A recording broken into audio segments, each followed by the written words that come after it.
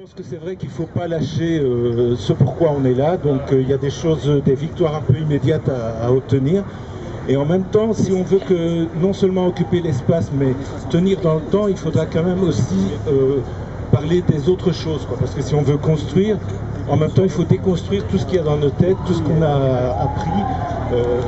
Et donc, il y a un bloc qui est la place qu'on laisse aux idéologies nauséabondes, que je qualifie de nauséabondes, dans cette assemblée générale.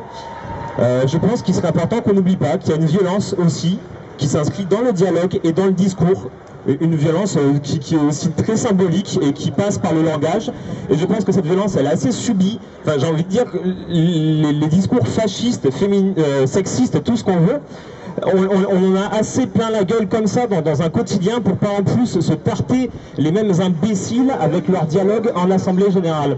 Voilà, donc je pense qu'effectivement, qu'on ne soit pas d'accord avec tout ce qui est dit en assemblée générale, c'est un fait. Et moi, si je croise un ressortissant de la Ligue du Midi et qui vient m'exposer ses discours et pourquoi il pense que la race blanche est la meilleure, je sais pas quoi, je me réserve le droit de lui balancer une canette à travers la gueule. Voilà. Alors concernant la liberté d'expression, moi je voulais revenir là-dessus parce que j'étais à Paris quand il y a eu la commission. Et quand il y a eu la commission à Paris, j'y étais donc et j'y suis arrivé en me disant moi ces gens-là il m'en faut pas, quoi, je veux pas les voir, ils ont déjà tous les médias et tout, donc ça sert à rien qu'ils reviennent. J'avais exactement les mêmes positions et au bout du compte, eh bien, je suis revenu dessus parce que c'est vrai que quand on va dans des lieux comme ça, on n'est pas pareil que quand on met son bulletin de vote, on est pareil avant et après.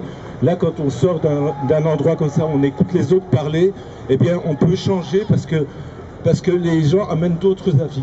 Et donc, par rapport à ça, moi, j'ai pas peur, en fait, que quelqu'un vienne et exprime des choses avec lesquelles je ne suis pas d'accord.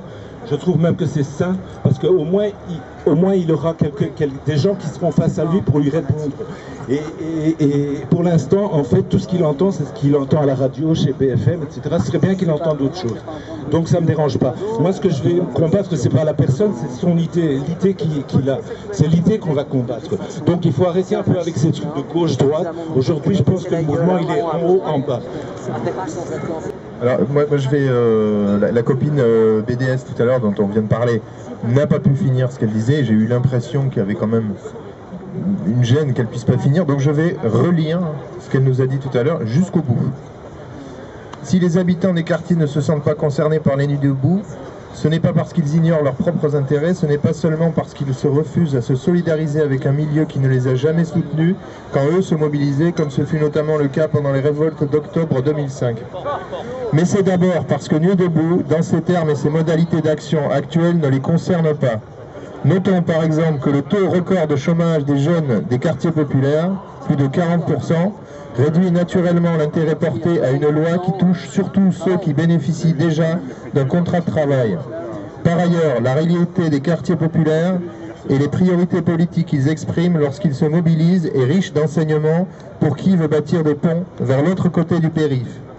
Alors que les crimes policiers racistes, les contrôles aux faciès, la chasse aux sans-papiers, la négrophobie, l'islamophobie, la romophobie d'État, les discriminations et plus récemment l'état d'urgence, ces 3000 perquisitions et ces assignations à résidence ravagent la vie quotidienne des habitants des quartiers sans provoquer un soulèvement massif de l'ensemble de la population. L'impressionnant succès de la mobilisation contre la loi El Khomri sonne à l'oreille comme l'expression d'un énième deux poids deux mesures jusqu'au sein des mouvements de contestation. Et je m'appelle Cécile. Y en a qui voient la vie en rose, moi c'est en noir que je la vois. Avec les copains et les copines. Je peux continuer ou je vous fais le couplet? Allez, le couplet. Il y en a qui voient la vie en rose, moi c'est en noir que je la vois. Est-ce le monde d'une overdose d'horreurs diverses, de désespoir, ou bien l'effet d'une névrose? Évidemment, peut-être va-t-on savoir. Il y en a qui voient la vie en rose, moi c'est en noir que je la vois. Avec mes copines et mes